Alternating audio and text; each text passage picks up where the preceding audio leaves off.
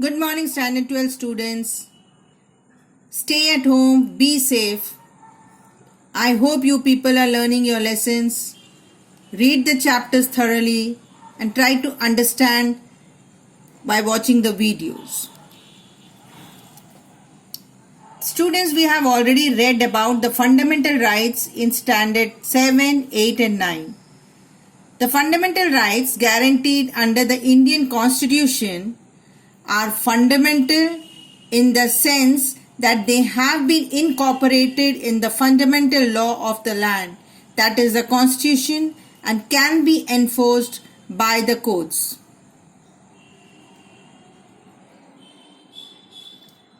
Just for your information, the part 3 speaks about the fundamental rights, part 4 speaks about the directive principles, and part 4a speaks about the fundamental duties. Let's start with the features of the Indian Bill of Rights, part 3. Like the Constitution of the USA, France, Japan and several other liberal democratic countries, the Constitution of India contains a detailed Bill of Rights which grants and guarantees fundamental rights and freedoms to the people of India. The Bill of Rights, that is in part 3 of the Constitution, enumerates. So, what is fundamental rights?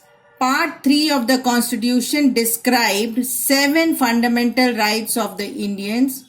Right to property, that is Article 31, got deleted from the list of the fundamental rights and became a legal right under the Article 300A. So today we will learn the first 3 rights of fundamental rights. What is fundamental rights? It's a group of rights that have been recognized by the Supreme Court as requiring a high degree of protection from government encroachment. These rights are specially identified in the Constitution. Dr. B.R. Ambedkar, the father of Indian Constitution, Article 32 as the heart and soul of the Indian Constitution. So let's understand the importance of the fundamental rights. Fundamental rights protect the liberties and freedom of the citizens against any invasion by the state, prevent the establishment of the authoritarian and dictatorial rule in the country. They are very essential for the all-round development of the individuals and the country. So, fundamental rights. The Constitution of India guarantees 6 fundamental rights listed in Part 3 to every citizen. That is right to equality, right to freedom, right against exploitation, right to freedom of religion, cultural and educational rights, right to constitutional remedy. Let's start with the first right, that is the right to equality. That is Article 14 to Article 18. The first one is the right equality before law, that is Article 14. It says to all citizens and other equality before law. All citizens enjoy equal protection of law. The state shall not deny to any person equality before law or equal protection of the laws within its territories. Second right to equality is prohibition of discrimination.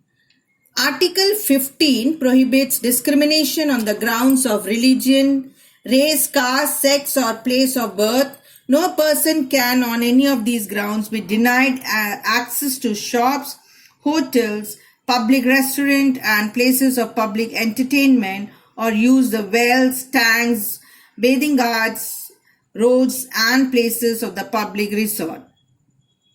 Third right to equality is equality of opportunity. The Constitution provides for equality of opportunity to all citizens in matters relating to the employment or appointment to any office under the state. Article 16 clearly states that no citizen shall, on grounds of religion, race, caste, sex, residents or any of them be ineligible for or discriminated against in respect of any employment or office under the state. Next is the abolition of untouchability. For eradicating the evil practices of untouchability in India, the Constitution under the Article 17 abolishes untouchability in India and makes its practice in any form an offence punishable under the law. The last, right to equality, is abolition of titles. Under this article, and this article comes in Article 18, the Constitution prohibits the state from conferring any titles except honors for military and academic distinctions. It also lays down that no citizen of India shall accept any title from any foreign state. No person who is not a citizen of India shall, while he holds any office of profit or trust under the state, accept any title from any foreign state except with the consent of the President of India. Let's go to the next right, that is right to freedom. The first right to freedom is, it has 6 fundamental freedoms. That is, all citizens shall have the right to freedom to speech, freedom of assembly, freedom to form associations, freedom of movement, freedom to reside and settle, freedom of profession, occupation, trade or business.